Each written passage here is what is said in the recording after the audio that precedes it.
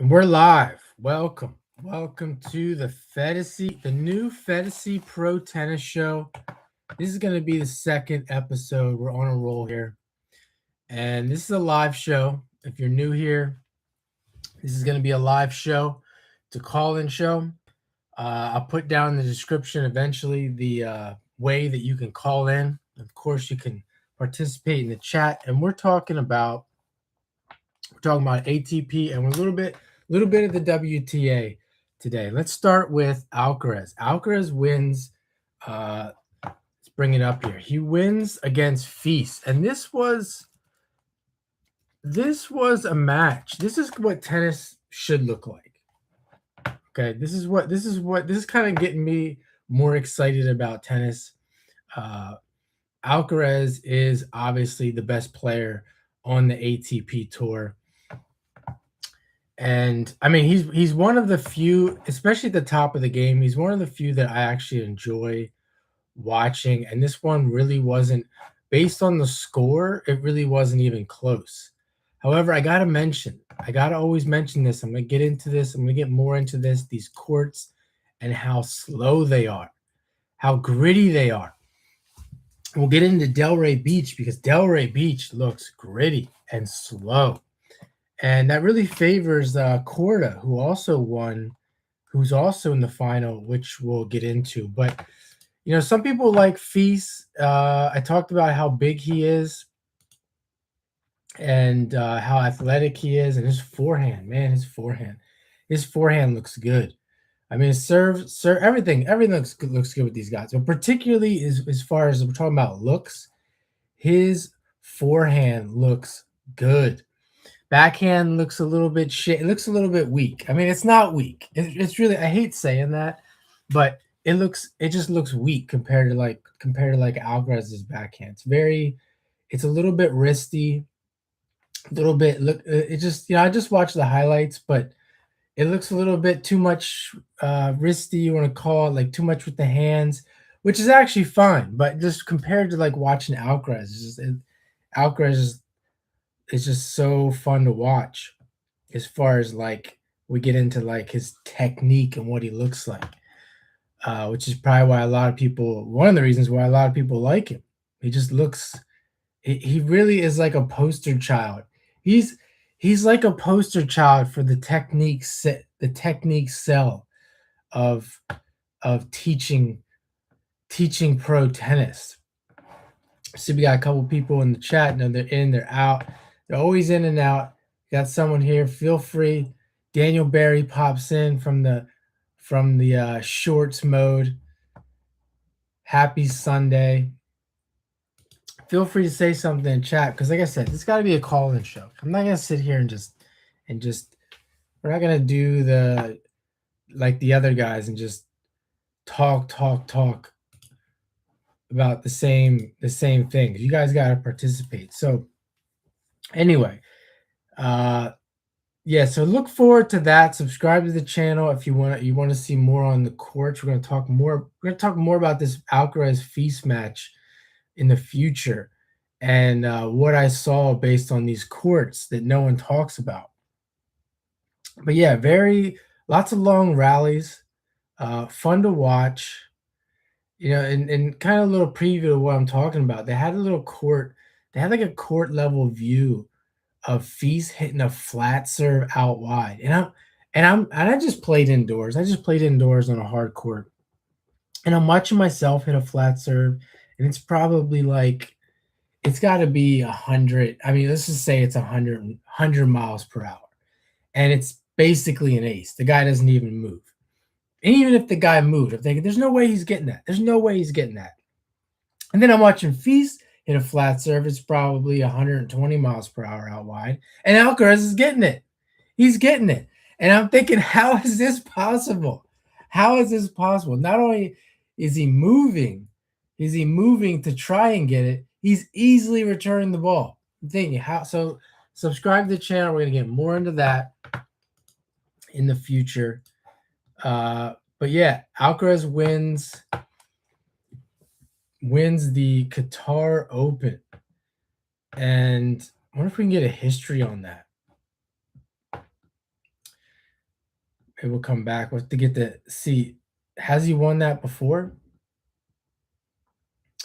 Then we have Rio. I'm not gonna get into Rio. I didn't watch any of that. Used to get into watching that back when like I remember like back in Nadal played and Dolgopolov. I think Dolgopolov may have he either played Nadal close or he won. He's Dolgopolov was making like kind of a short run back then when he played that Rio tournament. But now I'm looking at the draw semifinals. Echeverry, Kopriva. They're playing right now. Kopriva's up a break. I can't stand Echeverry. I can't stand watching him play.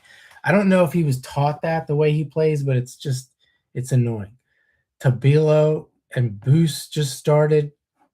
We're gonna get into Delray Beach. Korda's making his mini comeback. That's what I call it, a mini comeback because I haven't heard much from him. Defeats Kaboli, solid win, by Korda. But then again, I'm looking at the head-to-head, and he's undefeated. He's now 3-0. 3-0 against Kaboli, and he's got a win on clay in Rome. So is it really that spectacular? People don't talk that much about matchups, which we'll get into as well. Maybe this is just a good matchup for him. He's also a Florida guy. Here's the thing. He's also a Florida guy. It's basically Delray Beach is like Korda's home court. And he's also a family guy. He's a homie court, home court, family, whatever you want to call it, type of tennis player. And I believe he's even a Cancer. He might even be a Cancer zodiac sign, which is the home sign. I mean, that's why you can make an argument that's why he's playing well. And this might not continue. I mean, it's like basically playing in his backyard. Brenda Johnson says, I'm a huge Alcaraz fan, been following tennis since McEnroe. I've never seen anyone like him. He can do the impossible. Yeah, I don't know if I'd say seen anyone. Yeah, I was thinking about this the other day. I mean, is Alcaraz potentially the greatest tennis player? Like, forget about results. Exactly. Like, is Alcaraz potentially the greatest tennis player we've ever seen on TV? I won't say ever, like, just, there's so many tennis players, but and as there's other things I want to get into, but is he the greatest tennis player we've ever seen? Potentially. I'm just posing the question. I'm not saying that he is. And he's only Brenda Johnson. That's my mom's name, Brenda. What a name, Brenda. He's only 22. I mean, this isn't really nothing new having like young guys. I mean, Nadal started playing pro tennis when he was 15. It's not nothing new, but the fact that he's winning this much at this young age, like I think he just did that. Did he just do the career slam? I don't have all my stats. Like I said, this is a live show. I don't have all my stats together. You guys got to help me out in the chat. But yeah, I mean, did he win all the majors so far? It's quite possible he's the greatest tennis player we've ever seen on TV. Looks wise, I mean, just the whole. If we're including looks too, like the way he looks, like that's what people no one cares about. Really, no one cares about winning.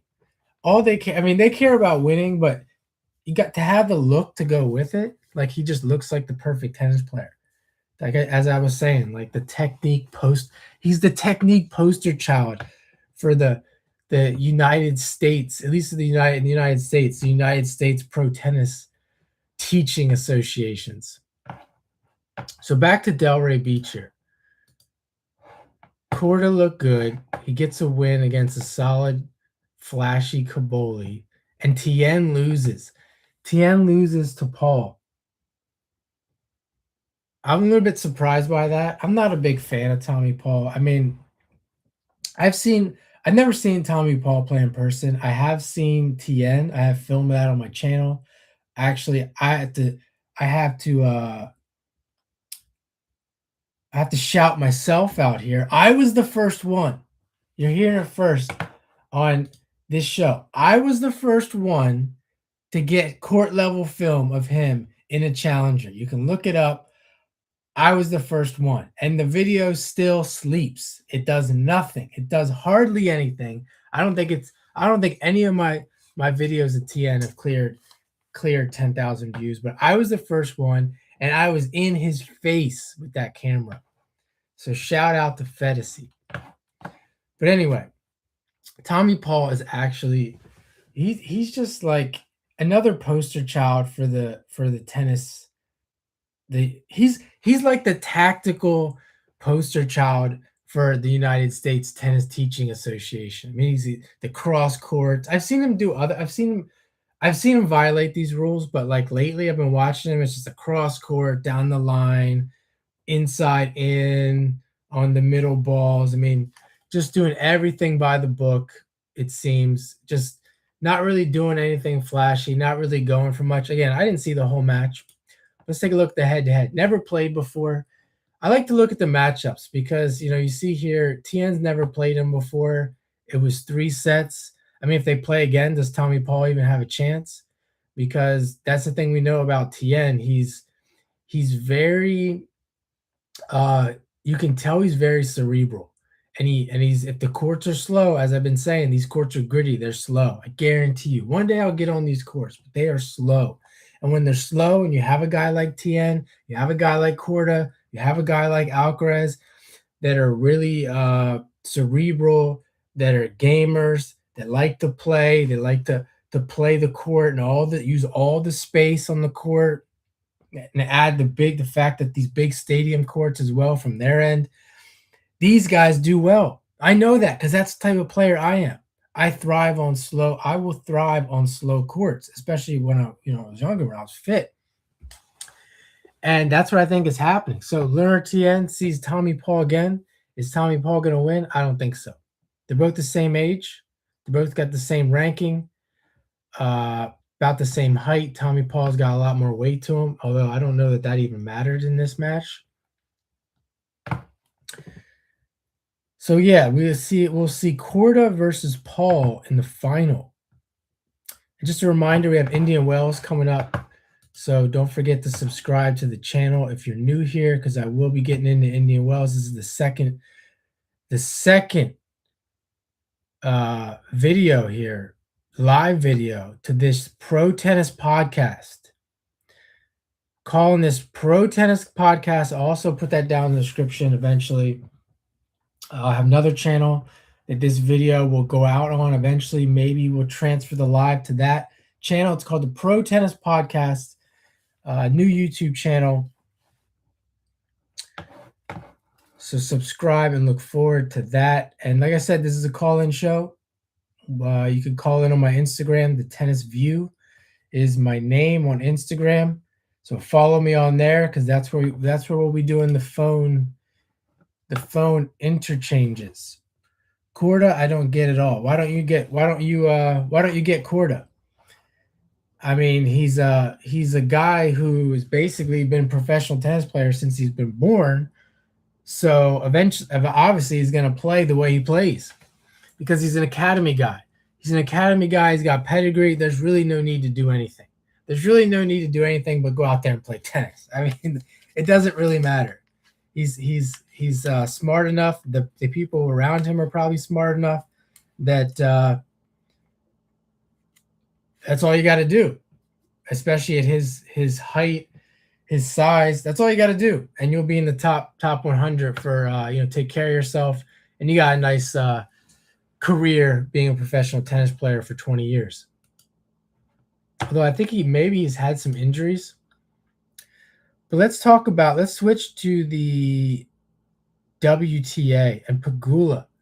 Pegula has defeated Svitolina in the final in Dubai. And I've seen Pegula play in person. I've seen her practice up close.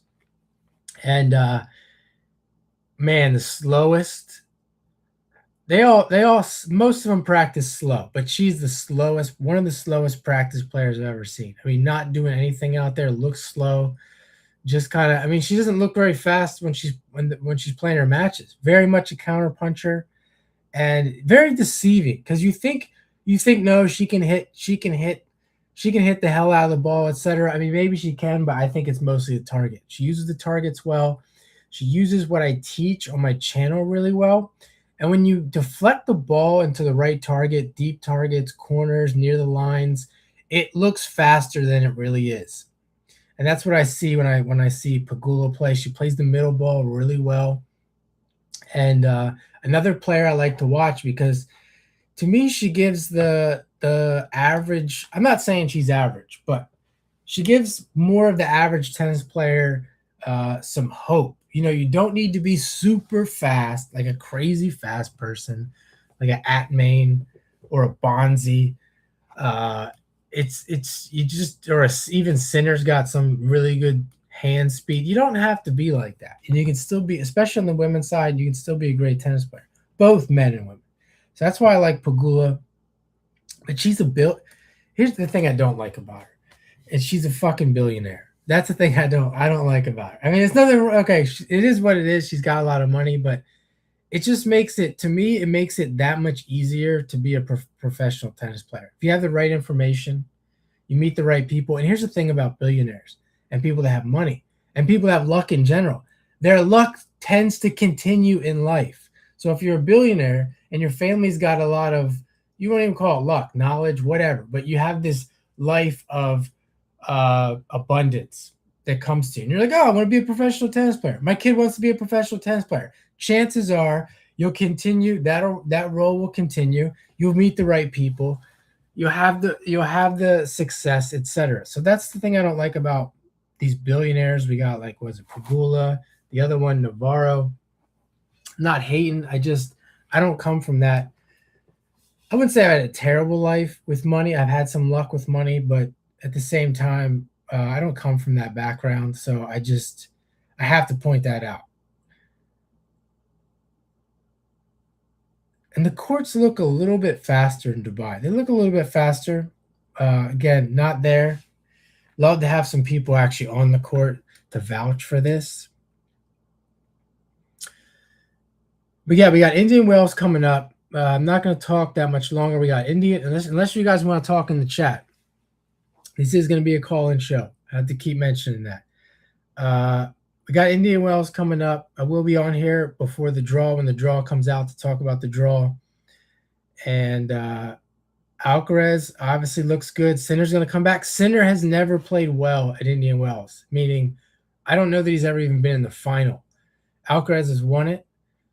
So that would be interesting to see if Sinner is pretty hungry. He should be hungry. And I don't know what the deal is there. Why he wouldn't like Indian Wells, or wouldn't play necessarily like a champion at Indian Wells. But stay tuned for that. Thanks for watching, and don't forget to subscribe. Check out my other videos. Got a lot of great stuff on my channel. New channel is going to be Pro Tennis Podcast. Look it up. Subscribe. Play some tennis.